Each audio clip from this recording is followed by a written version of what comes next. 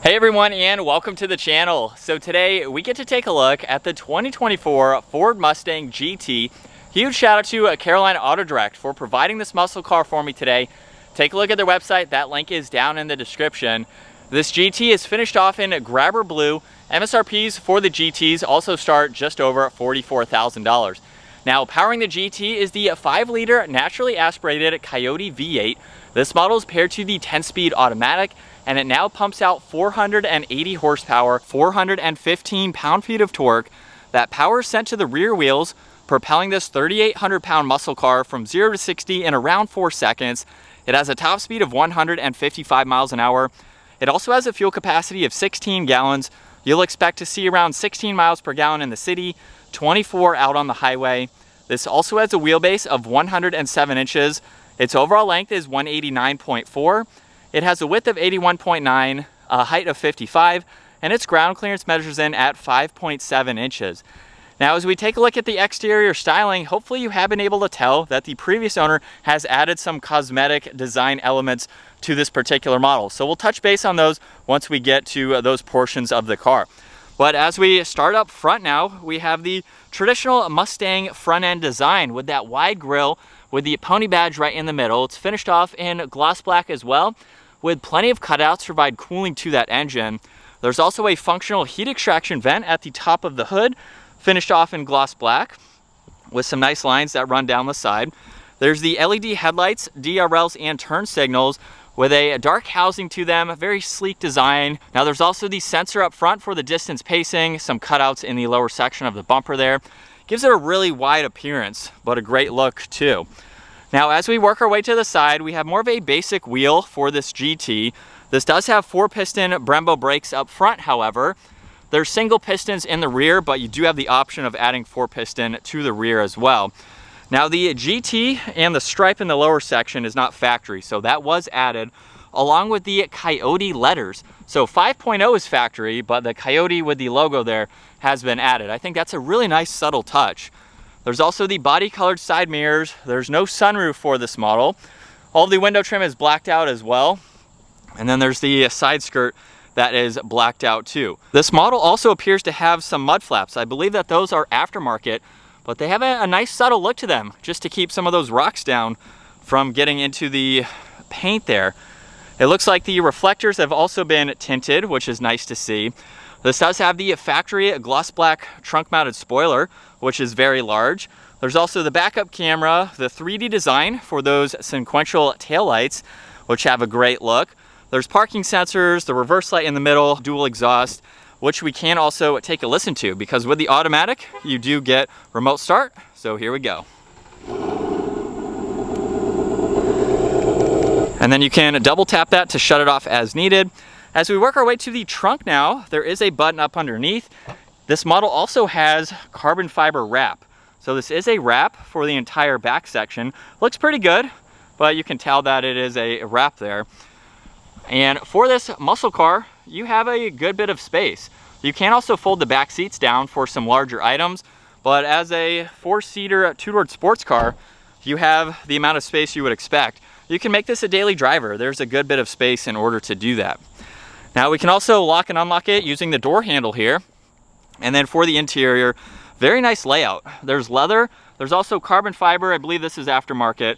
We have some nice materials just above that, your window adjustments, side mirror controls, plenty of storage down below. And then this has a combination of leather along with the cloth inserts for these seats. Now they are power operating front and back, but you have the manual adjustment for the recline and incline. There's also a lever in the back in order to fold that backrest forwards, but from there you do have to push the seat forwards in order to hop into the back. Now at 5'10", probably not where I really want to be, but I have plenty of legroom there. I could make it work.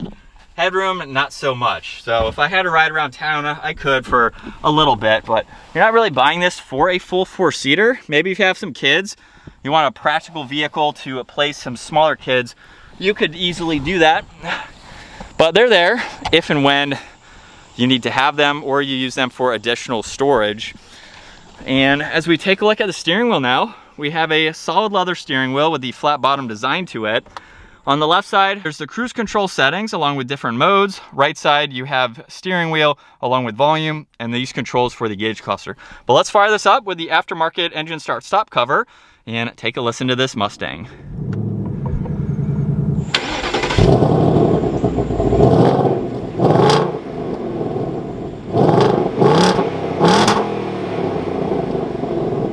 And coming back to the gauge cluster now, you'll notice engine temperature and tach on the left side, miles per hour, fuel level is on the right. So if we use the controls on the right side of the steering wheel now, we can go through all of this information.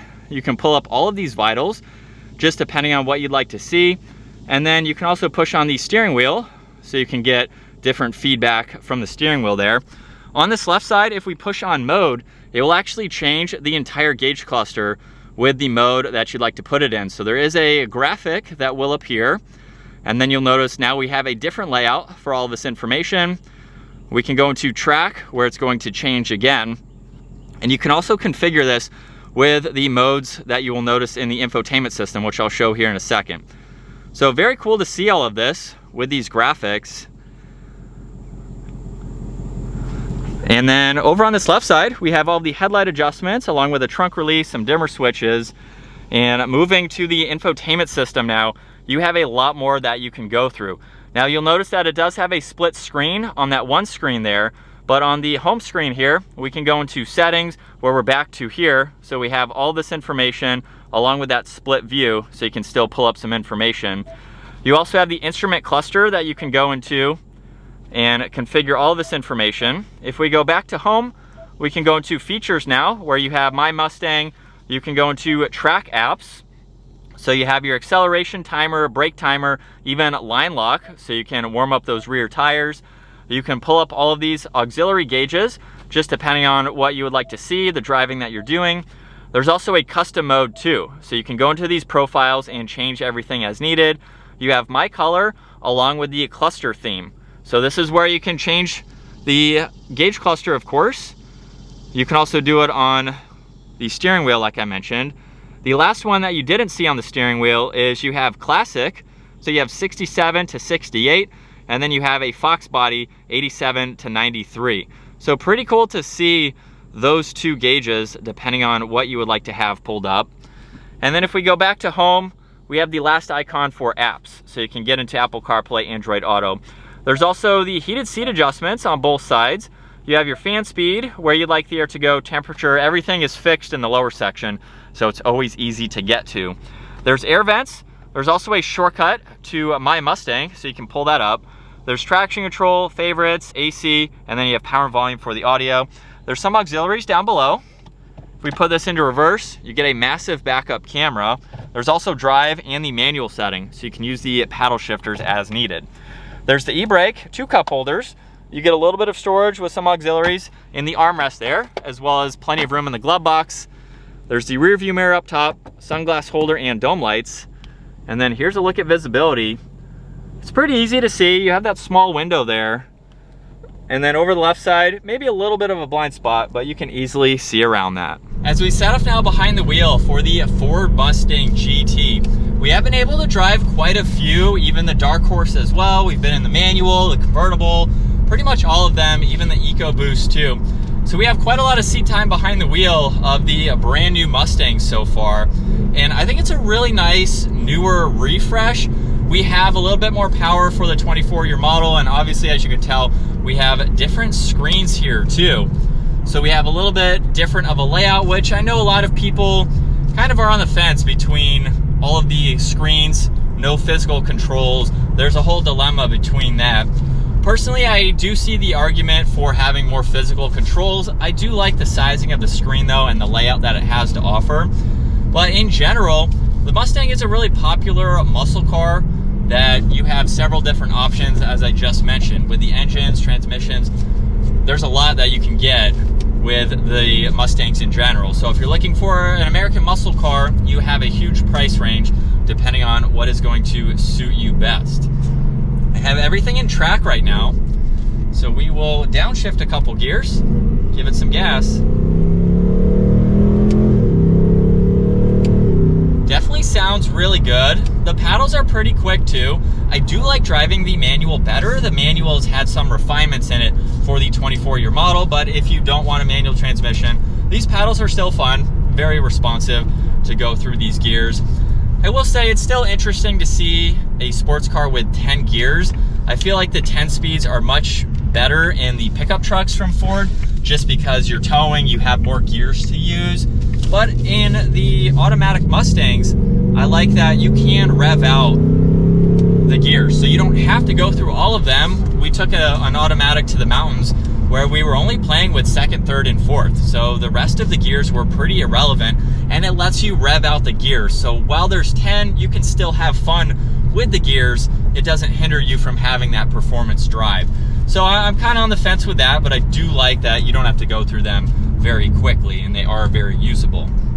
But driving this, like I said, with the ones that we've had as press vehicles, they're pretty quiet. Really nice to drive, so I don't have any complaints with that. They ride very nicely. And from second gear, here we go.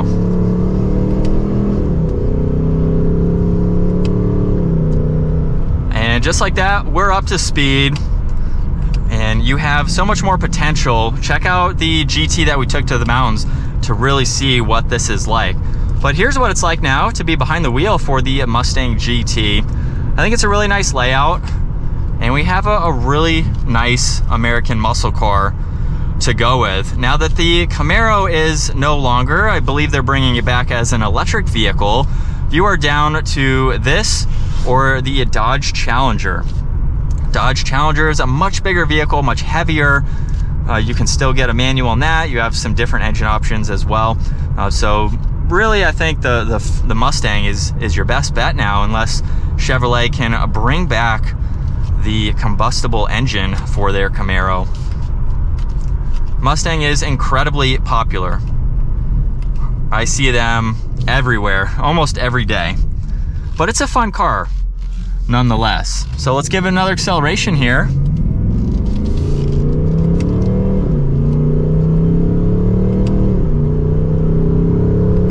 Very smooth in the shifts too, which is nice. Smooth on the downshifts as well, because we have the built-in rev matching for this, of course.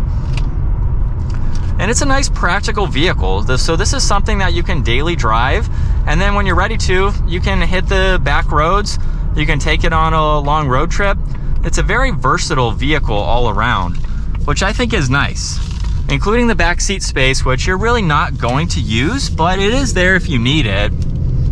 So it just makes it for a well-rounded vehicle that is daily drivable. That is going to wrap it up for the 2024 Ford Mustang GT. Once again, a huge shout out to Carolina Auto Direct for providing this for me today. Take a look at their website, link is down below. Give the video a huge thumbs up and consider smashing that subscribe button so you don't miss out on our daily uploads. I will see you all in the next video.